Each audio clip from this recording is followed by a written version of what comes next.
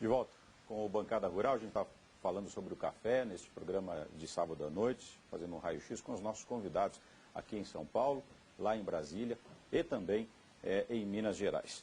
E a gente terminou o bloco falando um pouquinho de uns dados da Conab, de preços. Eu vou voltar à Conab aqui também, que é um órgão bastante importante e regulador, mas que é a terceira previsão, inclusive, da Conab, que saiu agora recentemente, dessa estimativa de que o Brasil tirasse aí dos pés de café cerca de 50 milhões de sacas agora em 2016, não é isso? Aí o Brasil consome 20 milhões de sacas, exporta 35 milhões, são 55. E aí é um déficit, né? Aí é um problema, né? Como resolver essa conta, hein, César? Olha, essa pergunta aí nós precisamos de uma outra bancada para discutir ela, porque ela não tem fim, a verdade é essa. A verdade, olha, sempre foi que os números da Conab, eles não conversam com o consumo brasileiro calculado pela BIC. Se a gente somar um com o outro, dá menos café para exportação. Como a exportação é registro, ninguém questiona, é muito menos provável de ter furo, essa diferença ou está na produção, ou está no consumo, ou é estoque. Como hoje nós sabemos quase unânime que o Brasil não tem estoque de café, ou a produção está errada, ou o consumo. Então, grosso modo, o mercado internacional de café, os gringos, os números nossos brasileiros, da Conab, não são os mais acreditados. O pessoal prefere muito mais acreditar nos números do USDA, que coloca em torno de 10 milhões de sacas a mais. Eles falam em 56 esse ano, que a Conab fala em 50. Então, se a gente olhar o nosso histórico de exportação, faz muito mais sentido o número do USDA. Mas essa questão ela não cabe à discussão. Essa é uma discussão já antiga, né? Esse descompasso entre a safra das cooperativas e a safra da Conab. Né? E muito porque até já perdeu o sentido, essa discussão, que já não tem mais nenhuma interferência no mercado, não é isso? E não é, porque assim, eu acho que está aumentando a descrença em cima da Conab, inclusive agora em julho. Mas qual o critério que ela adota? Olha, na minha opinião, ela faz o melhor levantamento de campo, mas os números não fecham, né? É difícil apontar o dedo e falar onde que está o erro. Você acha que há um descompasso? Eu acho que há um descompasso entre produção e consumo. Esse número não está na metodologia. Não está. Não, a Conab olha só para a produção. Não é a mesma metodologia. Não é a mesma. Então... E não há essa unificação, ou seja, devia ter uma mesa onde todos sentam e se equaliza esse balanço. Porque cada um faz uma estimativa e você não tem consistência. Sob os olhos externos, isso prejudica, né? Esse balanço não faz sentido, ninguém acredita. Ô Marcelo, e a CNA, na verdade, ela parte para que tipo de número, né? E que órgão, na verdade? Ou tiram uma média desses dois especificamente para tentar levar informações aí em Brasília especificamente? Sim, existe essa dificuldade, igual falou, esse número aí vem se arrastando por anos e se a gente for fazer essa conta, não existe estoque no mundo que supriria essa diferença. E para números oficiais e para tomada de decisão tem que ser Conab. Querendo ou não, a gente ainda assim usa muito esses números. Que é oficial. Que é oficial, né? Claro. Agora, só uma coisa, Márcio, eu acho que é importante, você colocou uma coisa, o número do USDA. O USDA, ele tem mais ou menos uns 30 satélites que monitoram toda a agricultura no mundo. Tudo que você possa imaginar de agricultura, ele monitora. Então, os dados que eles têm são dados precisos. Eles sabem tudo o que se passa em qualquer país em termos de produção. Muito bem, Sr. José Edgar, a gente queria ouvi-lo também nessa questão, aonde o senhor, na verdade, vai lá para consultar esses números. E já que foi tocado aqui pelo César essa questão da produção especificamente, ou o problema está na produção ou está no consumo, qual que é a saída que o produtor vê nesse momento? Mesmo com o tempo não ajudando, por exemplo, a gente está ouvindo falar muito da produção aumentar cada vez mais, e até as universidades em torno dos estudos aí levar para o produtor rural opções para migrar para o café especial. Essa seria, talvez, uma saída, produzir cada vez mais café especial no país, já que ele tem um valor agregado muito maior? Seria o ideal, né? Se nós pudermos produzir 100% de café especial e vender 100%, nós estaríamos muito felizes.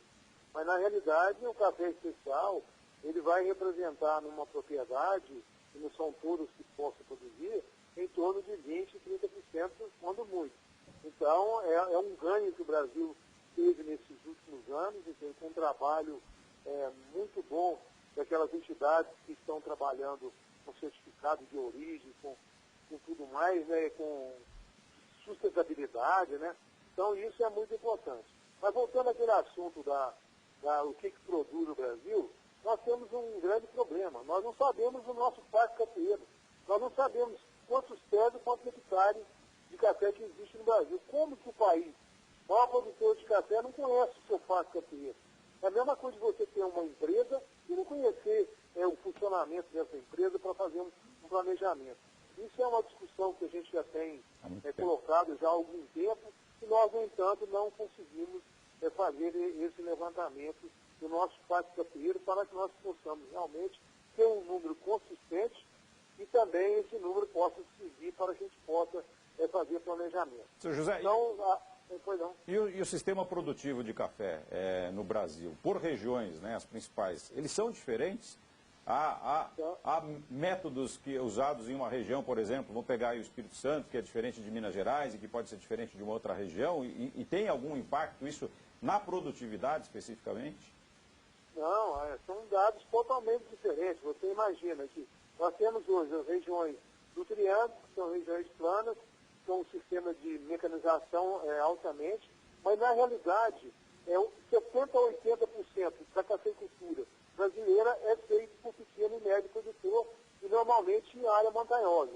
E se você analisar, Minas Gerais hoje representa 50% da produção, mais o Espírito Santo representa quase 70% a 80% da produção do país. Então, seria fundamental que se fizesse esse levantamento para que nós possamos realmente ter um dado concreto. E a cafeicultura é totalmente diferente.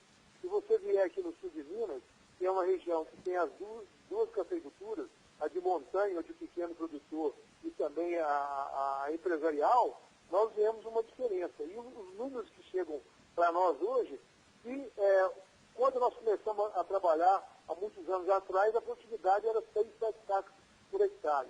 Hoje, numa lavoura mecanizada, ele tem que produzir mais de 25 sacos. E numa lavoura não mecanizada, usando mão de obra, ele tem que produzir mais de 30 sacos por hectare. Senhor José Edgar, pois não.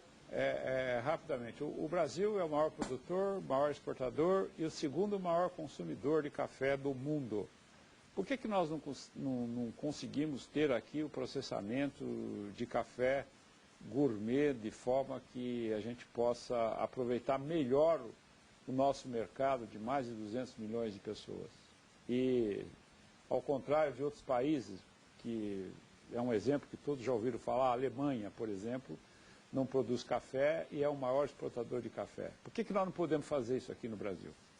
Bom, a grande dificuldade na comercialização é o poder de barganha dos grandes empresas multinacionais. Então, elas têm realmente o potencial de barganha, a Alemanha compra o nosso café e reexporta. Então, esse é um problema nosso de estruturação interna. Quer dizer, o senhor acha que a gente poderia investir mais na nossa diplomacia, no sentido de conseguir melhores acordos bilaterais nesse sentido? Não, eu acho que tem que ser eficiência nossa mesmo. Nós brasileiros temos que ser mais eficientes, entendeu? E participar nesse mercado.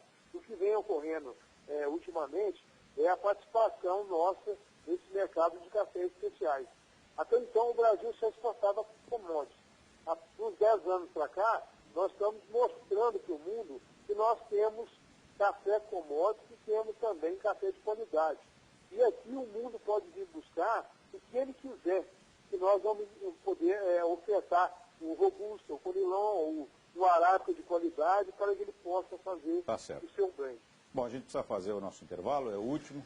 O Bancada Rural volta já e ainda a gente vai falar um pouco mais ainda sobre esse raio-x do café que a gente está fazendo no programa de hoje. A gente volta já.